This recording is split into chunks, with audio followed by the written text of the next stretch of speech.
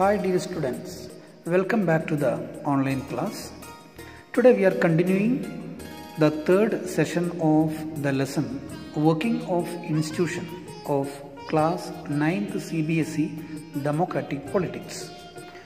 Today we are going to discuss what is political executive, how can we differentiate the political and permanent executive, the Prime Minister and Council of Ministers, where we will understand the Ministers of Cabinet, Ministers of State and other ministers. Today we also will understand the powers of the Prime Minister. So these are the 3-4 important topics today we are going to discuss. Remember, when we discuss the office memorandum, we have seen that the officer who have signed in the office memorandum is not elected by people. For many times we have seen that the office memorandum is prepared, drafted, signed, in most of the cases are done by different officials, but the ultimate decision was taken by the Parliament and other ministers. So today we are going to understand these different levels of government functionaries who take day-to-day decisions, but they do not exercise supreme power on behalf of the people. So we can say that all those functionaries of the government are collectively known as the executive. You know, the three important organs of government: legislature, executive and judiciary.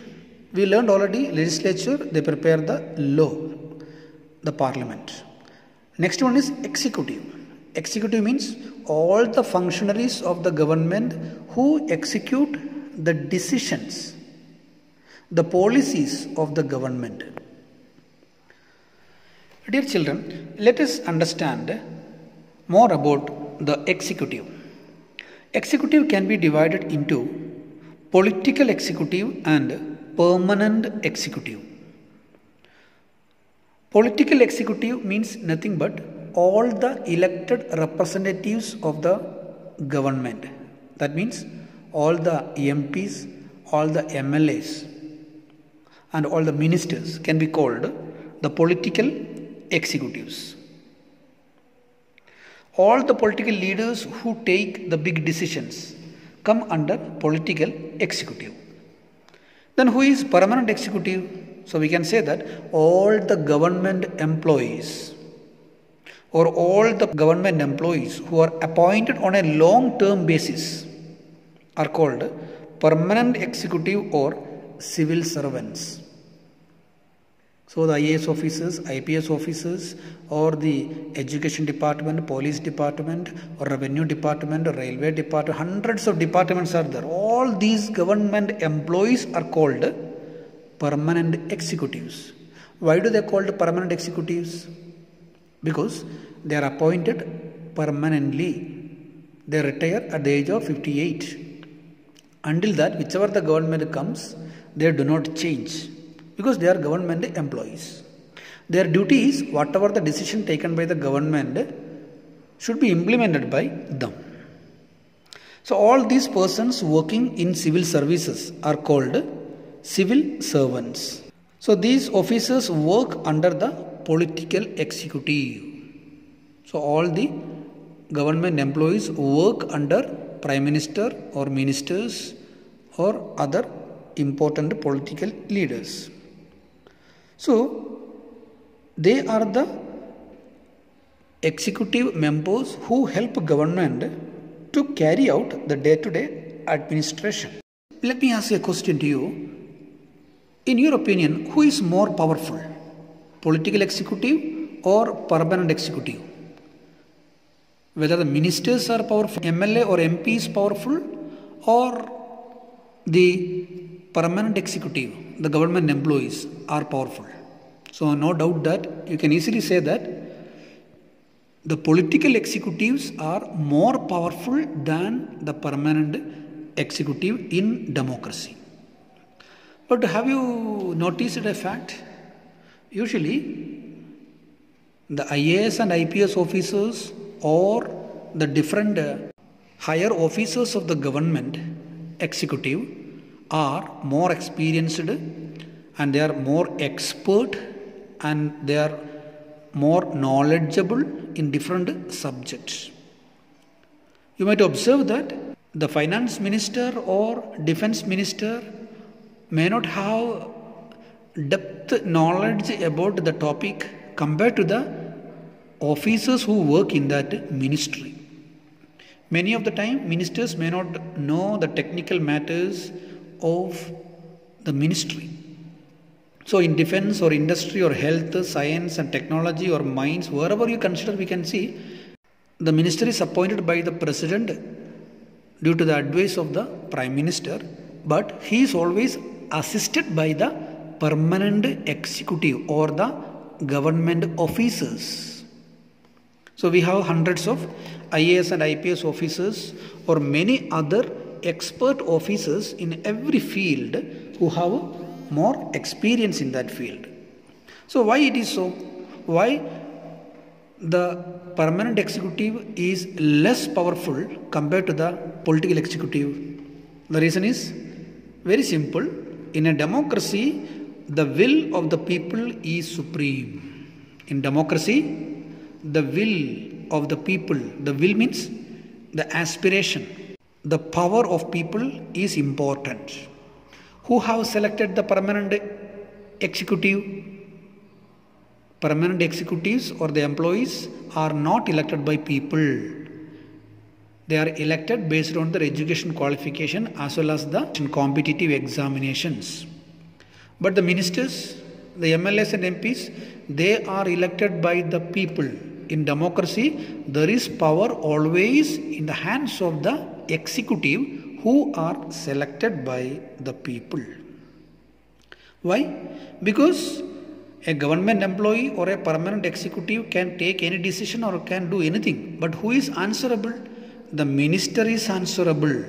You might always see that when a problem happens in the health department, media or the opposition parties complained against the minister, not about that particular employee.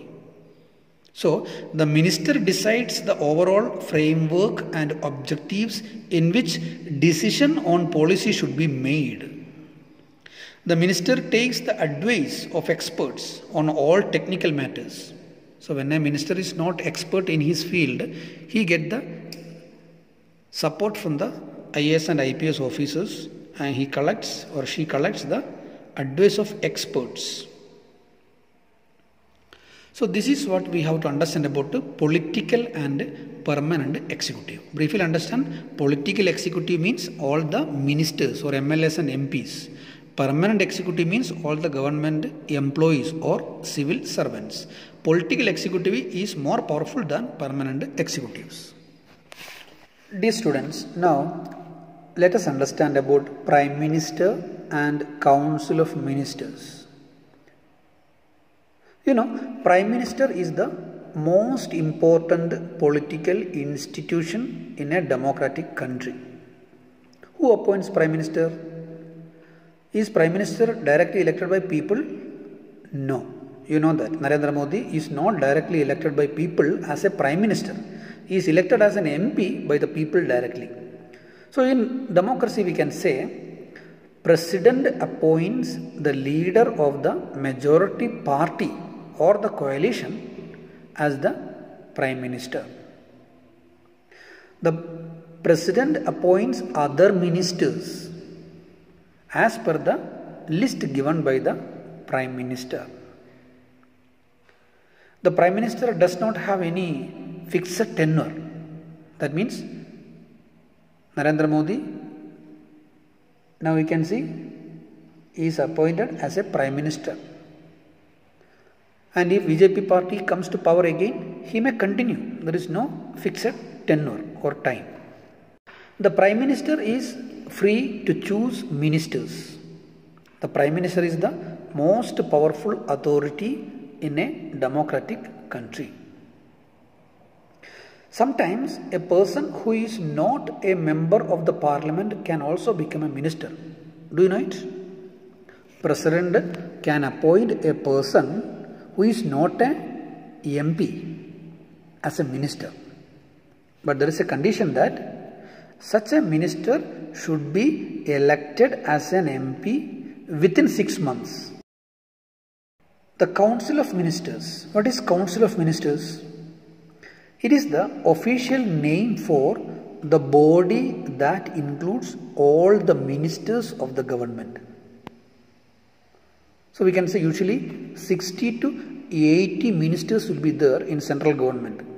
All these ministers are called Council of Ministers. Remember, all MPs cannot become ministers. For example, BJP or NDA coalition, they have around more than 300 MPs. But in that, only around 80 MPs have become the ministers. So these ministers, Council of Ministers, can be divided into 3 categories. One is cabinet ministers. Second one is ministers of state with independent charges. Third one is ministers of state. Remember, cabinet ministers, they are the senior ministers or the top level leaders of the ruling party or the coalition. So now we can see in India we have NDA, National Democratic Alliance. We have a coalition government. BJP is the majority party in that.